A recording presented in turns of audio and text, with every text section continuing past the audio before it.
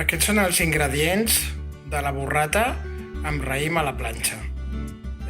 Burrata o burratina, raïm vermell, una mica de sucre moreno, una mica d'alfàbrega, llavors de fonoll una mica torrades, sal maldon, oli, vinagre i pebre negre.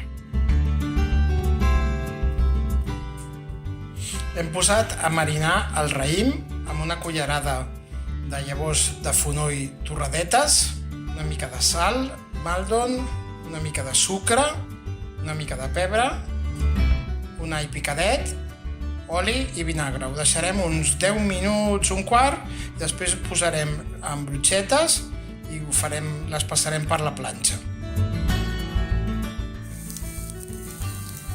Ja hem posat el raïm amb les brotxetes i els estem fent a la planxa un parell o 3 de minuts per cada cantó.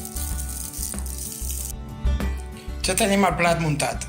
Mitja burrata, el raïm marinat i passat per la planxa i la marinada per sobre de la burrata. Fantàstic! Bàsic que la burrata sigui de primera qualitat.